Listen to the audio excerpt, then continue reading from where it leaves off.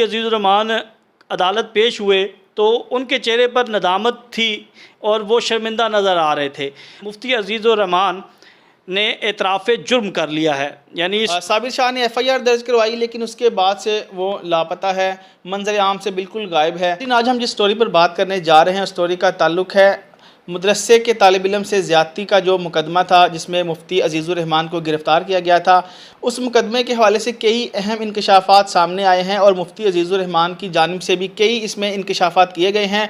इस सारी स्टोरी के हवाले से बात करेंगे, उस केस की डिटेल हिस्ट्री के मतलब भी बात करेंगे कि आखिर ये केस था क्या और अब तक इसमें क्या पेशरफ्त हो चुकी है, और मुफ्ती अजीज़ुर रहमान की जानिब से जो बार बार अदालत में अपने बयानात बदले जा रहे हैं उस हवाले से भी अपने नाज़रीन को हम आगाह करेंगे।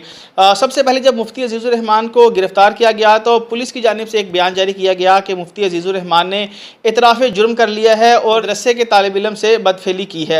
लेकिन जब ये मामला अदालत में आया तो मुफ्ती साहब की जानिब से इस बयान से टोटली जो है वो इनकार किया गया। ये सारा वाक़या है क्या, इस पर हम बात करेंगे। मेरे साथ senior court reporter Shakir Awan साहब मौजूद हैं जो कि इस सारे केस को कवर भी कर रहे हैं और सारे मामले को देख भी रहे हैं। शाकिर, ये बताइएगा कि पहले दिन से लेकर अब तक इस केस में क्या उतार चढ़ाव आए हैं?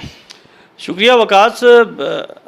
अजीज़ुर रहमान साहब जो मौलम थे उनके काफ़ी चेहरे आप लोगों ने अब तक देखे, लेकिन एक और ऐसा चेहरा जो मैंने कमरे अदालत में देखा, यकीन करें कि वो नाकाबिले बयान है। एक ऐसा अय्यार, मकार, फरेब करने वाला शख्स जिसने बड़ी अय्यारी के साथ न सिर्फ पुलिस को धोखा दिया बल्कि अदालत की आँख में भी जो है वो धूल झोंकी है, डाली है। अब जो आज जब मुफ्ती अजीज़ुर रहमान अदालत पेश हुए तो उनके चेहरे पर नदामत थी और वो शर्मिंदा नज़र आ रहे थे, और इसी दौरान जो तफ्तीशी अफसर था उसने अदालत को बताया कि मुफ्ती अजीज़ुर रहमान ने एतराफ़ जुर्म कर लिया है, यानी इसने मान लिया है कि इसने वो मकरूह अमल किया और इस मलून ने दरिंदगी का निशाना बनाया उस बच्चे को, और सारे हक़ाइक़ जो हैं वो बता दिए हैं। अब पुलिस ने जब अदालत को ये बताया तो फिर अदालत ने उनसे पूछा कि अब आपको और क्या जिस्मानी रिमांड चाहिए, आप मज़ीद तफ्तीश करना चाहते हैं? तो पुलिस अफसर ने कहा कि क्योंकि मुफ्ती साहब एतराफ़ कर चुके हैं और ये अपना बयान रिकॉर्ड करवाना चाहते हैं, एतराफ़ी, जिसे हम आर्टिकल 164 के तहत कहते हैं कि एतराफ़ी बयान जो है वो रिकॉर्ड होगा।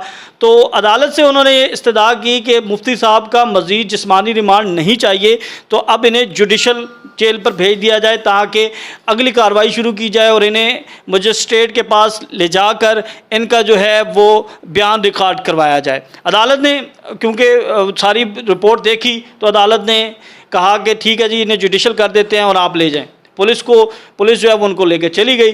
अब पुलिस जब उनको लेकर गई मुतलका मजिस्ट्रेट के पास तो वहाँ पर मुफ्ती साहब जो हैं उनका दूसरा, तीसरा और चौथा चेहरा जो है वो सामने आया। अदालत के अंदर वो मुकर गए। उन्होंने कहा जी मैंने तो ये कुछ किया ही नहीं, ये जो सब है मेरे ऊपर इल्ज़ाम है।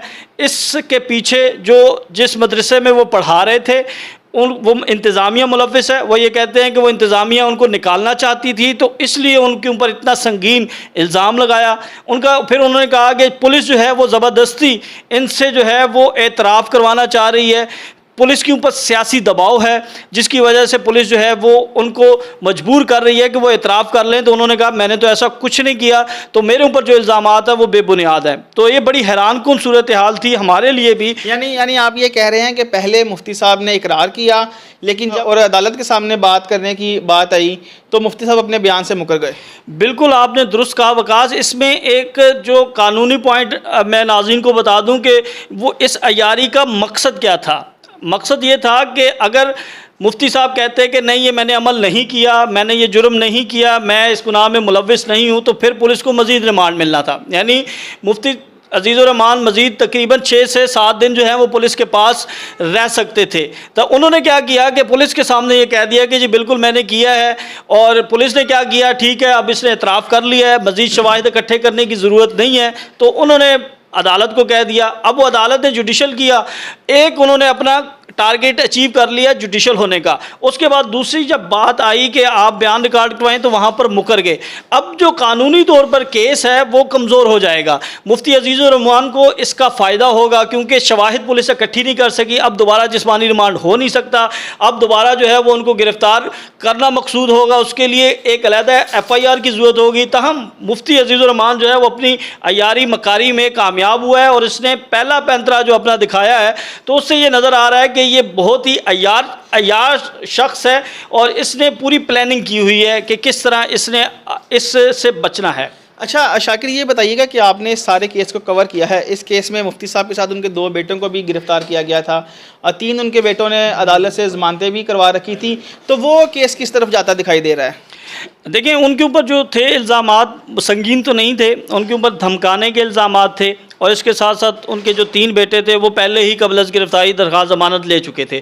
तो जो कबल गिरफ्तारी दरख्वास्त ज़मानत है उसके ऊपर फ़ैसला महफूज है और 6 जुलाई को जो है वो फ़ैसला सुनाया जाएगा। और जो 2 लोग गिरफ्तार हुए थे उनकी दरख्वास्त ज़मानतें जो हैं वो हो चुकी हैं और अदालत ने 50,000 के मचलके जो हैं वो जमा करवाने की हिदायत की है। वो जमा करवाए जा चुके हैं और वो दोनों जो उनके बेटे हैं वो रिहा हो चुके हैं इस वक्त, और 3 बेटों का जो केस है वो 6 जुलाई को समाप्त होगी इसकी। अच्छा शाकिर, ये बताइएगा कि ये इतना बड़ा केस था, पुलिस के लिए भी ये टेस्ट केस था।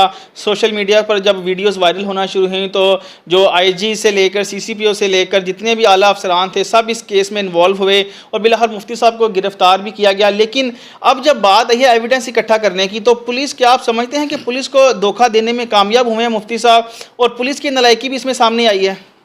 देखिए, एक अगर मुजरिम या एक मुल्ज़िम ये कहता है कि उसने ये गुनाह किया है और पुलिस को अपना बयान रिकॉर्ड इब्तदाई करवा देता है, उसके बाद फिर वो इतराफ़ी बयान के लिए तो पुलिस को चकमा देने में हम ये कह सकते हैं कामयाब हो गई है।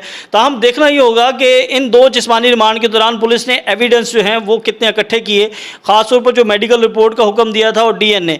जब ये दोनों रिपोर्टें सामने आएंगी तो इसके बाद भी जो है वो केस कमज़ोर या मजबूत होगा। दूसरा, जिस मोबाइल से ये वीडियो बनी है उसका भी फॉरेंसिक होगा। जब आगे हम ट्रायल में जाएंगे या इस तरह की कोई दरख्वास्त आ सकती है तो वहाँ से भी इस बात का तयन किया जाएगा कि ये वीडियो असली है या जाली है, तो उससे भी जो है वो चीज़ें सामने आएंगी। ताहम 2 चीज़ें जो हैं वो बड़ी अहम है, एक फॉरेंसिक जो रिपोर्ट होगी और दूसरा DNA।